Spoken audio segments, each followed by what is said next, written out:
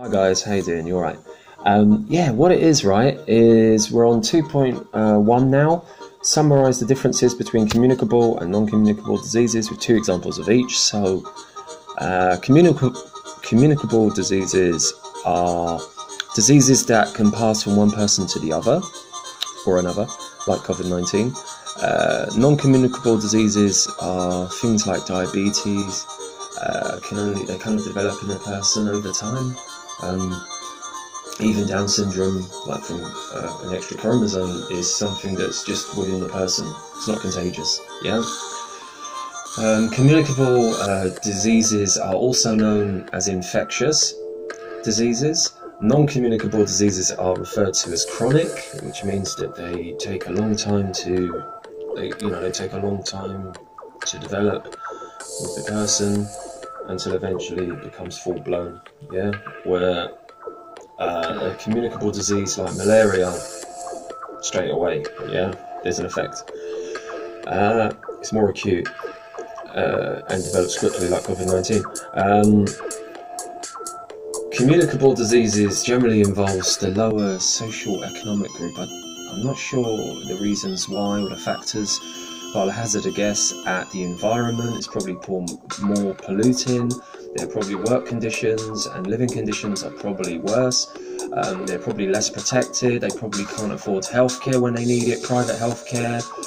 They probably have a long waiting list, and this can only add to diseases infecting them. They probably are just in a position where they just can't get the help, and they're subjected to, I don't know, government nuclear power stations like nearby and stuff. Non-communicable diseases, they tend to be chronic, which is what I just mentioned. It's an ongoing thing, like lung cancer, which means that they last quite a long time, and then they progress quite slowly. Like most people who get lung cancer, normally in their 50s, 60s, 70s, 80s, even 90s, yeah?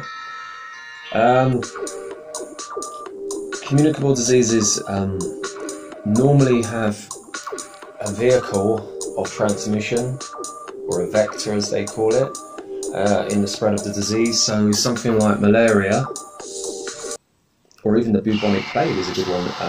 We've got fleas on the back of rats, that are just infected and bit into the blood of their victims and spread the virus from there. Normally non-communicable diseases can be enticed, can be induced through like bad diet, like you can have high cholesterol, give you coronary artery problems, the environment, like pollution, like you might live in a city where there's a lot of factories giving out a lot of waste, diesel fuels that are burning, like nearby. And lifestyle plays a big role as well. Like if you do less exercise, you're going to be more obese, and if you're more obese, you're going to have more fat, and there might be a potential of developing type 2 diabetes. Yeah, where the insulin, there's insulin, but the cell won't let the sugar into the cell anymore.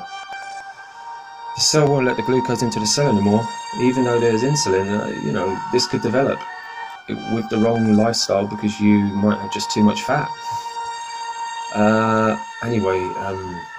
So a good example of communicable disease, I'll give you 2 examples then. Common cold, like influenza. Pneumonia as well, I caught that a few years back. It was dreadful. Not the best experience in the world. Non-communicable diseases, diabetes, type 1 and type 2, and scurvy is a good one. Scurvy, Captain Cook and his lemon cured that one. Yeah, that's a deficiency in the vitamin C, I think it is. So just to round off, that's that. Thank you very much. Okay guys, 2.2 explains some biological causes of non-communicable diseases. There was a study, a link between radiation and type 1 diabetes. Type 1 diabetes is when there's no or hardly any insulin production or of the hormone. So you can imagine that a key is the insulin, the cell is a garage, and the glucose is a car, yeah, which is the simplest complex of carbohydrate. And your key is just hasn't been produced, so the car stays in the bloodstream, okay, or glucose. Okay, that's the best analogy that I can think of. So there's been a lot of evidence of a link between radiation and type 1 diabetes, which is obviously the cause is the beta cells in the pancreas are just basically stopped from producing insulin because of a haywire autoimmune system. Okay, so there was a study in Chernobyl, of all places, in 1986, where Montanussi et al. In 2002 found that there was a very high increase of diabetes type 1 in the surrounding areas.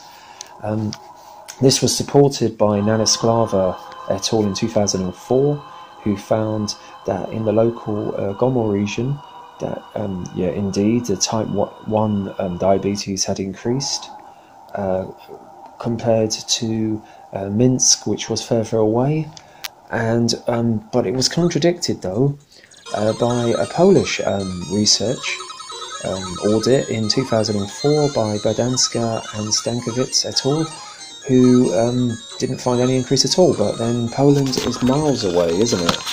So I don't really agree with that research. Missouri et al., 2018, they found that when they did large exposure to rats, that the rats developed high blood glucose levels, oxidative stress, and impaired insulin secretion as a result of being exposed to the radiation. Type 1 diabetes induced. Okay, moving on to type 2 diabetes. If we go back to that analogy with the key, the garage and the car, in type 2 diabetes, everything, all the components are there, but the key doesn't seem to be working on the garage. Just a rusty key or a rusty garage, I don't know. Okay, but what we'll call that is when the cell is being resistant to the key or the insulin, okay? So Ho, 1994, he did research on the survivors of the atomic bomb in Hiroshima, and he found that there was increased levels of type 2 diabetes in the decades that followed to the radiation exposure, probably, correlation. Zaver et al. 2001 supports that, with Chernobyl workers getting very high insulin levels in the blood, which is a precursor to type 2 diabetes. There was a study by Kaminsky et al. In 2015, similar results where diabetes was found in survivors of Chernobyl. Also, Nylander et al. 2016, he did a mouse study which suggested that epigenetics was responsible, where the wrong genes are being expressed at the wrong time, where genes that were supposed to be switched on were switched off, and so on. He was sort of looking at cancer treatments and found that there was a development in insulin resistance and type 2 diabetes later in life. Okay, I'm going to leave that bit out, and I don't see the point of doing that. Alright, just cracking on to number 5.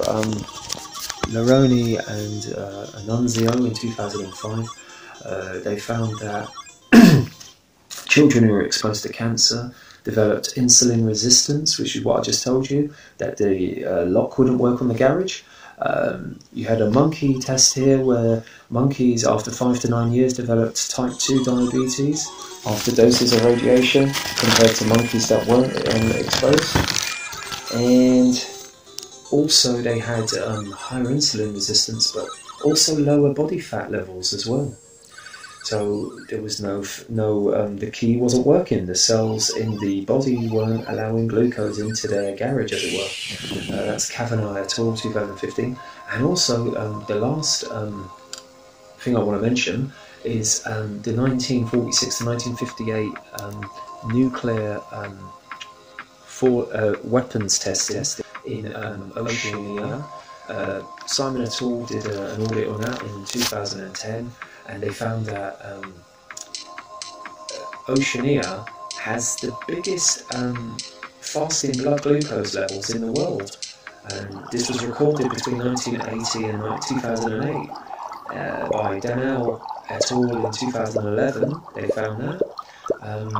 And this proved that there was a definite correlation between acute and chronic radiation fallout, and because of weapons testing at the time, and people's condition. Most people had very high glucose levels in their blood and had very low fat in their bodies, which is interesting. Anyway, that's that.